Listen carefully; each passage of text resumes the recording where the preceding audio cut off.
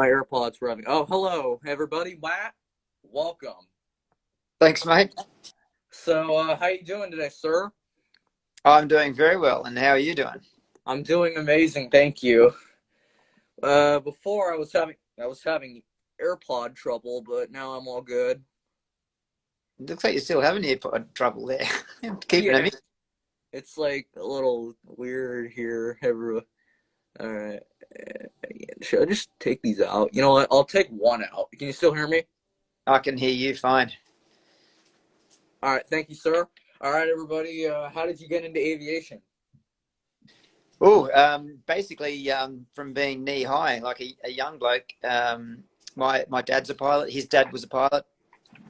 So I just hung out at airfields, and yeah, every picture I drew had a picture of a plane in it. And, every time a plane flew past, I looked at it, and I knew I was going to fly planes because I grew up around airports. That's great, Matt. And I did the same thing. I went to the MCAS Miramar Air Show. It's a base down in San Diego, California, with my parents, and I instantly fell in love with it, and that's how I got into aviation and things like that. Yeah, Miramar's that's a pretty famous airfield. It's got It a is. Yeah, I went there this year. yeah. Well, I just missed that show this year, actually.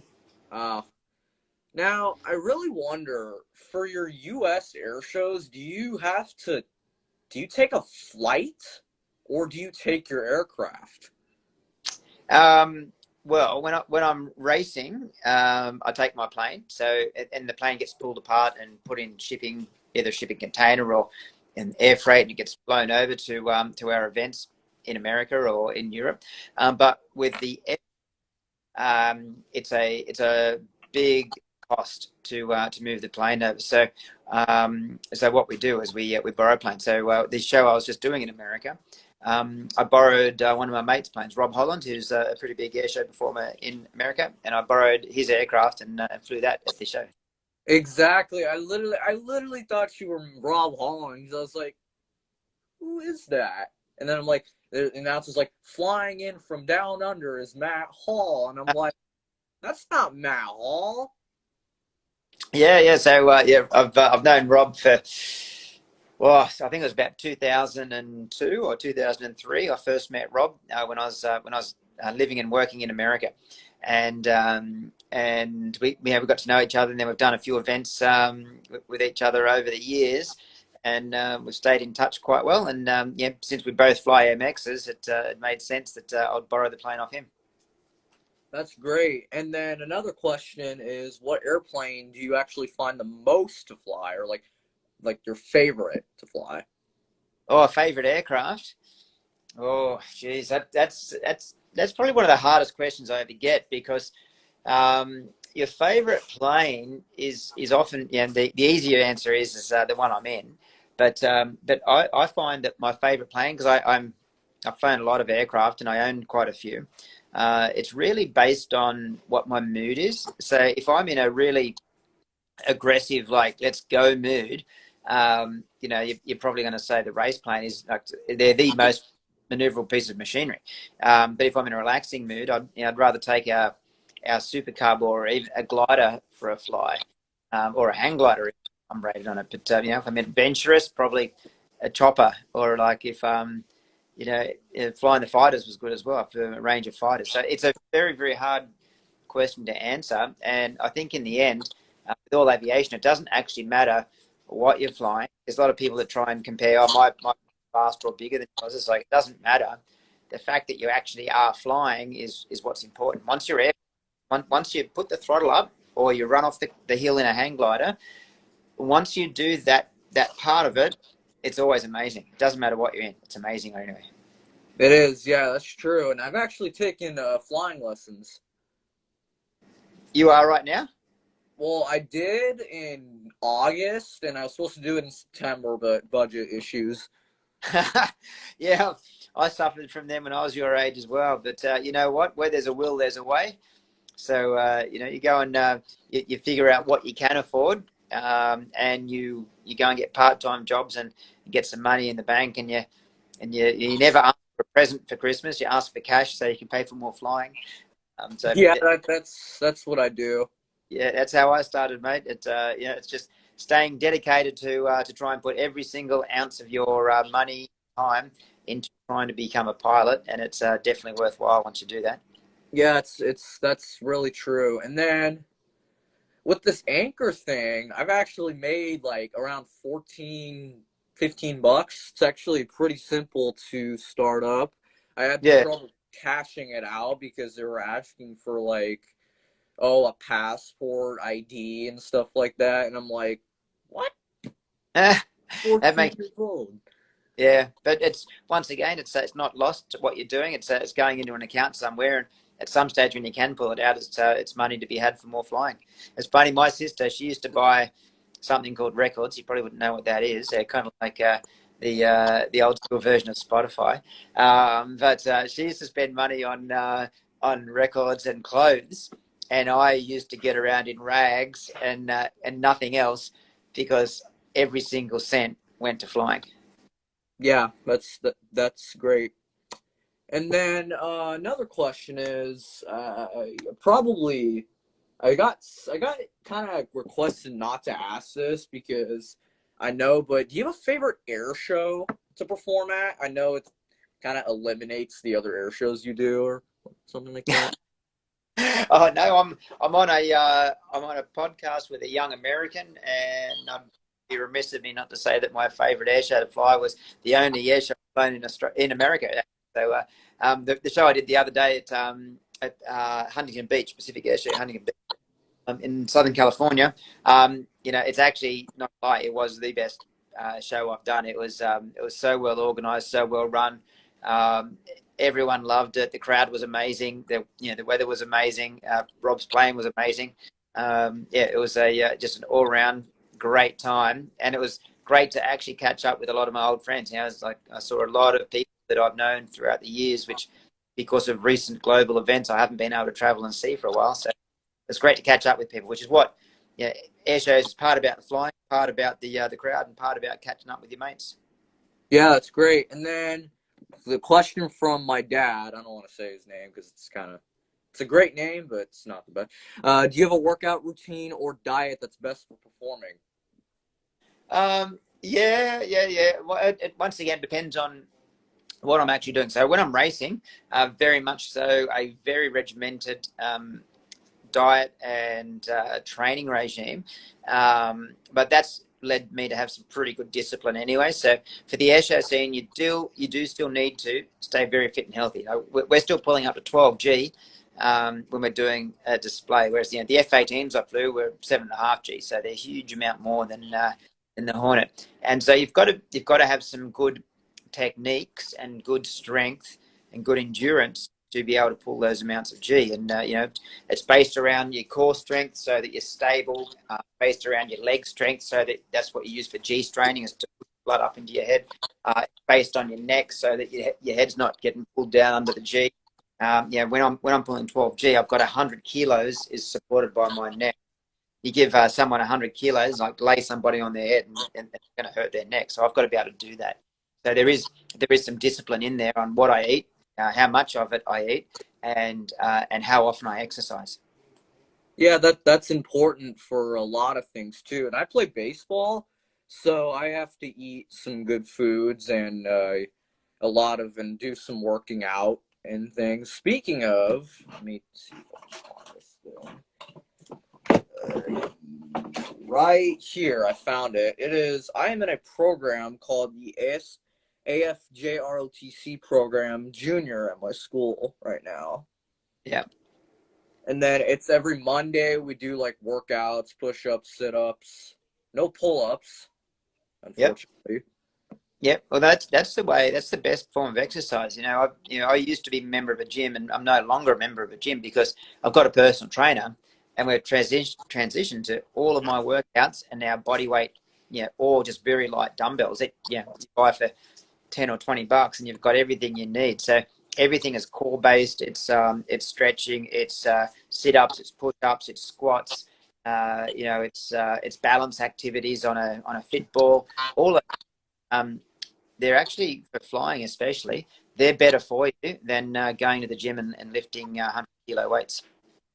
Yeah, that's great. Important to stay fit and routine. Now, next question is: do you have any family members, sorry, that served in the military? I do. Yeah, both of my grandparents who've now passed on, unfortunately, but both of them were in the military in World War II, so a little while ago.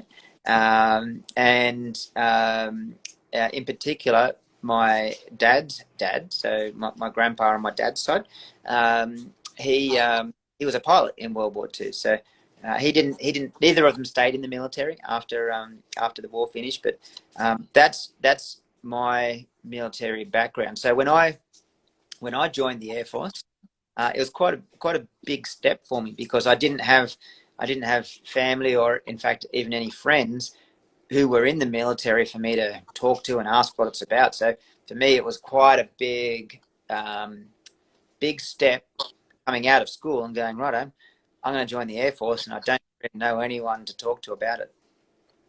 Yeah, that's great. Thank you for your service to your two dads, and unfortunate that they passed. Sorry for your loss, sir. Yeah, thank you thanks for that comment. You're welcome. Now, I saw a video of you on Airboyd. It was at the qualifying air races, I think in Windsor, Ontario, where you did something where you skidded on the water, Yep. and then, like, was that like intentional, or what was happening there? No, definitely not intentional, that one. So that was an error on my part. So I was a whole heap of things in aviation. That one of the things that you can refer to as called the Swiss cheese model. It's when all of the bits and pieces line up with all the holes, and sudden you get a hole that goes right through the middle, and that's when you have an incident or an accident. And that's exactly what happened to me. There was a whole heap of things that were building up over a number of months, in fact, to on the day, everything lined up perfectly, and I made a mistake, which resulted in me what's called G-stalling the aircraft. So most aviation people know what a stall is, but a G-stall is an accelerated stall under high G. But I was in a almost a 90-degree angle of bank turn at 30 feet, so there wasn't a lot of time to try and recover that G-stall, and it flipped me slightly on my back. I got it flying again, rotated. In the process of that, I hit the water a couple of times, bounced and skimmed across the water, gathered it up, got it flying again in control, and then headed back to the airport to assess the damage. That's interesting, and I'm glad you're okay. Yeah, thank you. So am I. Good. So are a lot of people there. Yeah. And yeah, I saw that video, and then who ended up winning that? What was that? Sorry. Who ended up winning that race? Oh, winning that race. Geez, I'm not sure. I actually think I had a few other things on my mind the next day, so I watched the race. I stayed and watched it, but I didn't fly in it. Obviously, the plane was damaged, and I was probably not in a good frame of mind to go flying the next day. So I did watch it, but I can't recall who won it. I think Nigel won the qualifying because I remember seeing that on the video afterwards. But I don't really know who won the race that day. Yeah, it's a lot to remember. Know that. And then, what was your job in the Royal Australian Air Force? Oh, so my primary job was being a pilot. So I joined up as a pilot. I joined the Royal Australian Air Force with what's called the direct entry scheme, which is something that you actually don't have in America, which is not going to the academy. So I didn't have a degree. I started flying at a very young age in the Air Force as a teenager, and then ended up graduating straight into flying fighters. So I was a fighter pilot for my entire career. Ended up being what we call fighter combat instructor course, which is our version of Top Gun or fighter weapons school. And then after graduating that on the F-18 as well, I instructed for a while and then went to America to fly with the United States Air Force on the F-15E Strike Eagle for 3 years, prior to coming back to Australia again to fly the Hornet again.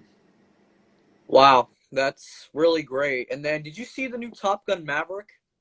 Yeah, I've seen that. I've only seen it once, which is, I know a lot of people that have seen it 10 times already. So just seen it once, but I actually really liked it.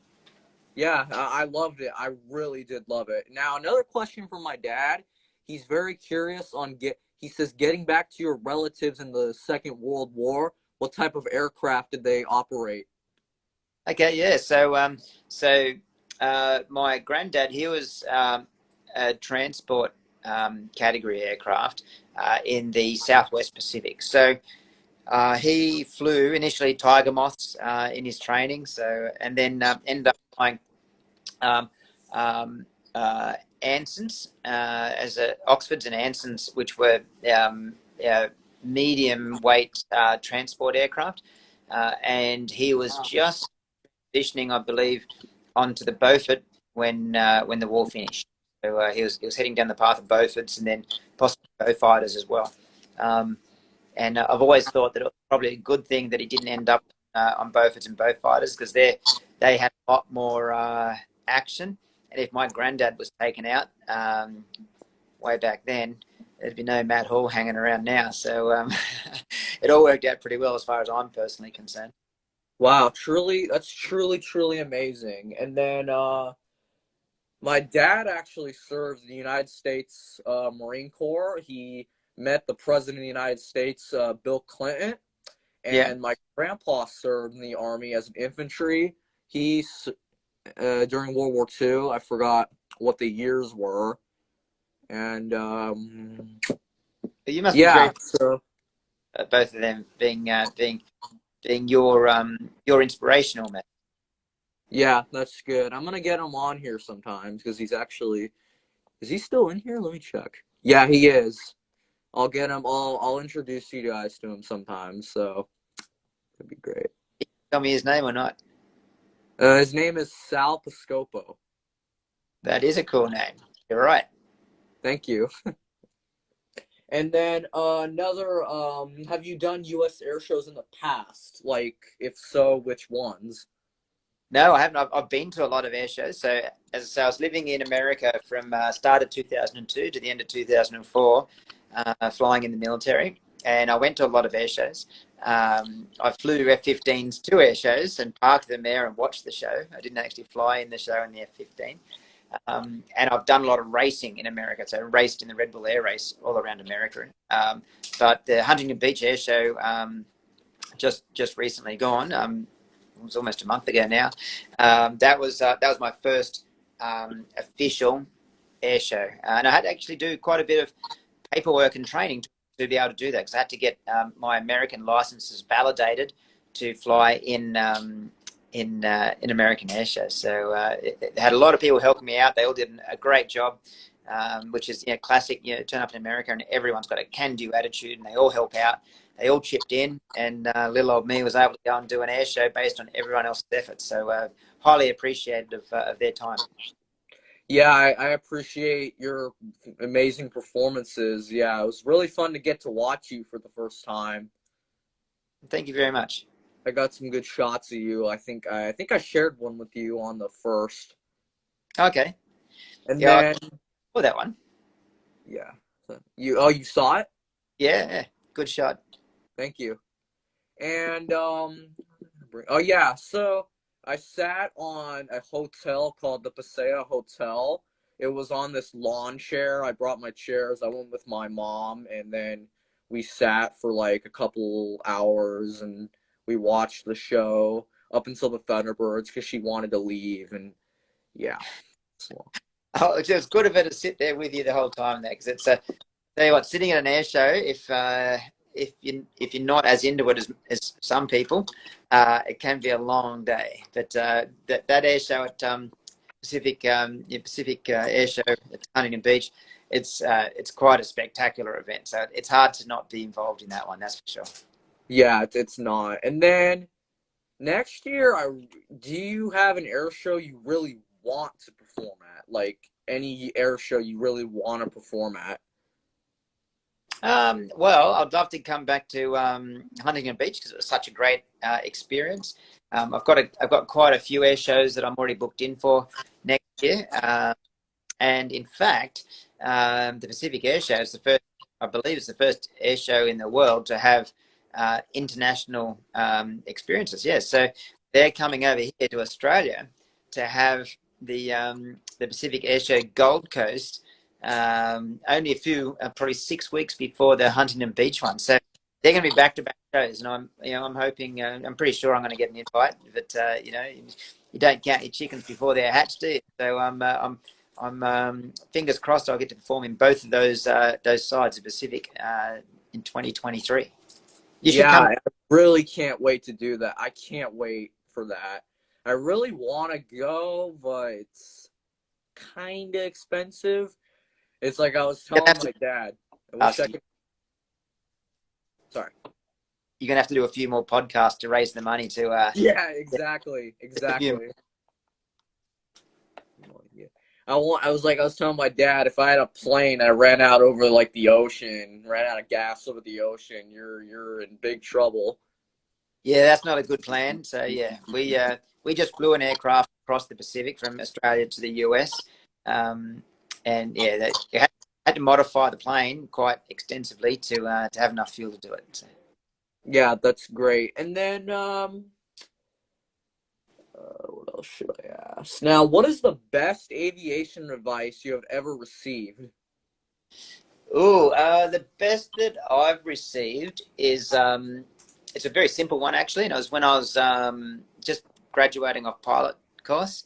Uh, they said one of the instructors pulled me aside and said, "Never stop learning," and it's great advice on a number of levels because um, one, you should always be trying to learn more, but two, it actually keeps you humble because if you're always trying to learn, it means you're always looking for people that know more than you. And if you're always finding people that know more than you or are better than you, it stops you thinking that you're the best. And I think as soon as you start thinking you're the best at what you do in aviation, that's when you start to become dangerous. Yeah, that's true. And just like Maverick says in the original Top Gun, that's right, Iceman. I am dangerous. Yeah, exactly, exactly. That's I can't decide which is better. I already know that I think the original Top Gun is kind of like it's great, but there was not a lot of like aircraft in the original one. Yeah, I like them both actually. The originals dear to my heart because I saw it when I was a teenager and decided I was going to join the Air Force because of that movie actually. And I was actually quite concerned about watching the new one because it's like, well, ruin it. What if it's not as good? But I think it was just as good.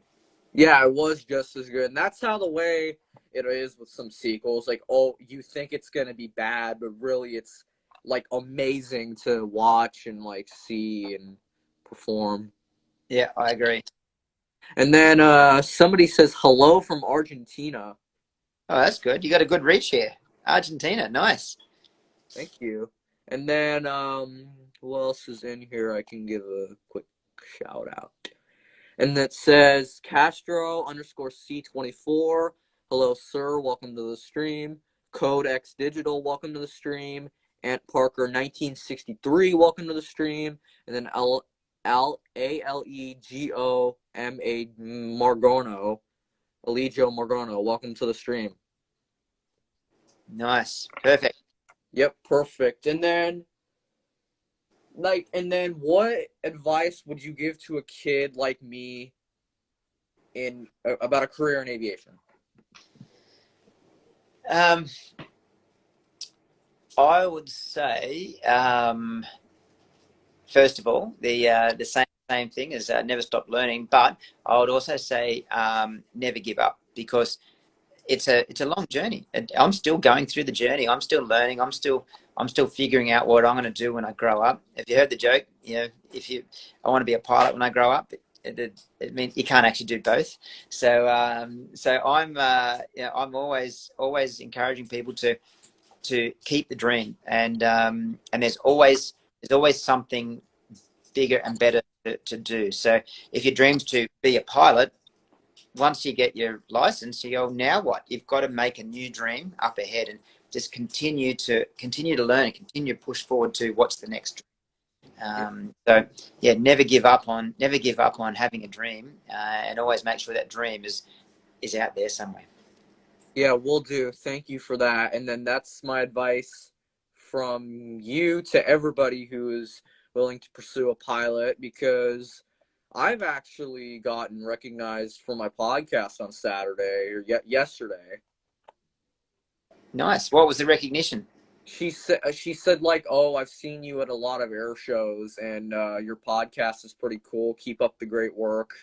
Oh, that's very cool. That's cool. You're gonna have to wear some dark sunglasses soon so people don't recognize you. Yeah, exactly. I'm gonna buy some Ray-Bans. Flying eyes. I don't know. Very cool. Now, I love that there's something called the Plains of Fame Air Show in Chino, California. It's a really small town, a Yep. great museum, and there's actually two, one in Valley, Arizona, and one here, which is the main headquarters in Chino. It's actually about a 30-minute drive from where I am right now. Yep. And the president, Steve Hinton, is been doing a lot of great work with some restorations and things like that. Yeah, it's a great thing, and Steve's done a great thing for aviation. You know, he's very famous man in aviation in particular. You know, back from his old days of racing, but also with his restoration projects, and he's flying in, you know, movies, for example, as well. I believe I heard he might have been flying Tom's Mustang for those last couple of shots in the movie. So yeah, it's warbirds. They're a great thing to they're a great thing to fly. They're a great thing to look at, but it's also an important part of history that we have to preserve and make sure that everybody gets to see the amazing pieces of machinery that were designed and built and flown by amazing people 80 years ago. Yeah, that is true. That is really really true. And I love that. My favorite warbird is the SNJ5 Texan or AT6. Yep, yep, yeah. They've got a wicked noise when they're taking off, haven't they? Yes. And then I Yeah, got a lot of good shots with, yeah. very cool. Stuff. I love. Yeah, me too. And then where can viewers go to find your performances? To find what, sorry?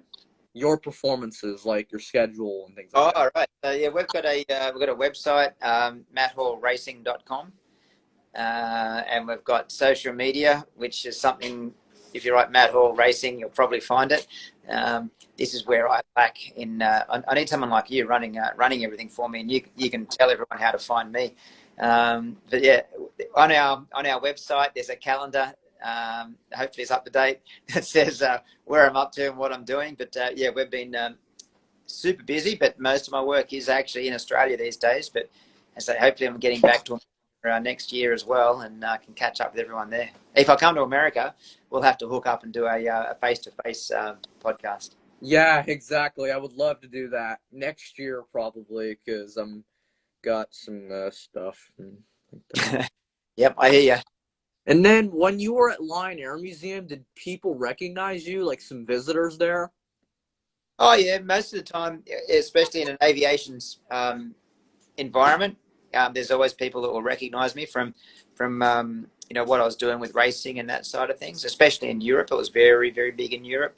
But definitely when I was at Lion Air, people were coming up and saying hello and getting their photos with me from watching me over the years race planes. Yeah, that's awesome. That really is. How did that feel? It varies actually. Sometimes it's always humbling to have people recognize you is humbling because in the end I'm just me. Like I'm no one special. I'm just somebody that had a dream and chased it and got some results out of it. But I'm not a special person. So to have people recognize you and treat you as though you are special is actually pretty humbling. There's sometimes when you're busy and you go, well, I'd rather just sort of slide away and disappear. But it's part of also one of the jobs I believe I have is motivating people, especially the next generation like you, to get into aviation. So if I can invest a couple of minutes here and there talking to someone or making them feel good, it makes it all worthwhile. It does. And yeah, that's very true to learn and recognize a lot. Now, does anybody have questions for Matt? Oster J4 joined, and then Ala Joe Morgano. Thank you for the Instagram follow. And then everybody else who's in here, we're gonna do a quick little something shout out real quick to everybody. Oster Crossbound, and then Oster J4, RPRW underscore Rob, William Hall 1978, Grant McCasey, Angus GB, Ant Parker 1963, YUK0STA, and then Pumpkin 12.0, and then Brim MMITC. Thank you guys all for watching the live stream. Perfect. Great for everyone to join on and start supporting you and following you. Thank you. And then the Plains of Fame Air Show didn't happen this year. It was supposed to be this weekend, but it had a lot of like construction outside of like the perimeter of the airport and things like that. It was really unfortunate. Yeah. That'll happen. We were supposed to have an air show. I think it was last weekend or the weekend before down here. It's like the biggest warbird air show in the Southern Hemisphere, and we had to cancel that because of we have so much rain here in Australia. It's either a drought and fires, or we're flooding. At the moment, we're in a flooding cycle, and they had to cancel the air show because not because of rain on the weekend, but all the ground was so wet. There's nowhere to park the cars. Oh, wow, yeah. Yeah. Safety's always first with any sorry, any air show. Exactly. Safety has to be first, not just the safety of the pilots, the safety of every single person attending, or every single person even in the environment of the air show, even if they're not attending. Yeah.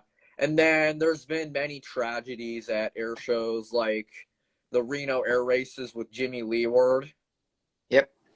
I tried doing a podcast with breaking it down, but it was kind of hard, so I stopped it. Yeah. And that's once again that it is everything should be done as safely as possible. But aviation, by its nature, we weren't born with wings. People have been swimming.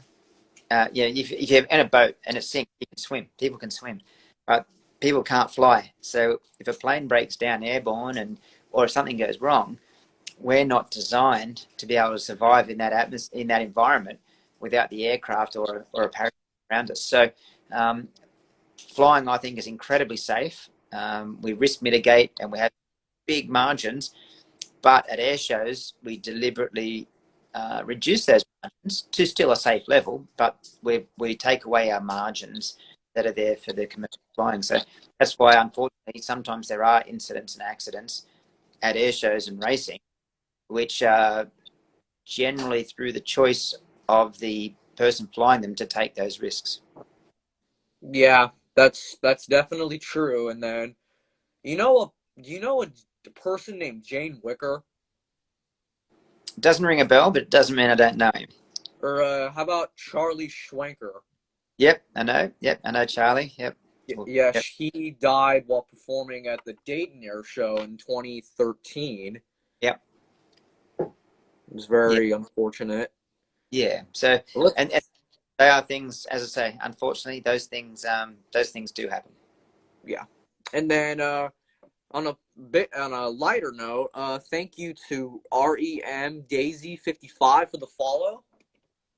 Thank you very much for that. And then, does anybody have any questions for Matt? Last chance, because how many minutes do you have? 20 tops? Yeah. That was kind of the plan, but we're going all right. So I'll give you another couple, but I'm running out of time rapidly. Okay, so we're probably going to wrap this up. Thank you, Matt, for coming on. My pleasure, mate. Thank you for reaching out. And it's, I do get a lot of requests for things, and we actually turn a lot down because I'm always busy. But your enthusiasm and the encouragement I can give you is made it definitely worthwhile for clearing a spot today to come on your show. Yeah, thank you, sir. And then I can't wait to see you next year at future air shows. Awesome. And if you ever come down this way, look us up and I'll show you around. All right, got it. Bye, Matt. Awesome. Thanks, mate. You too. Bye bye.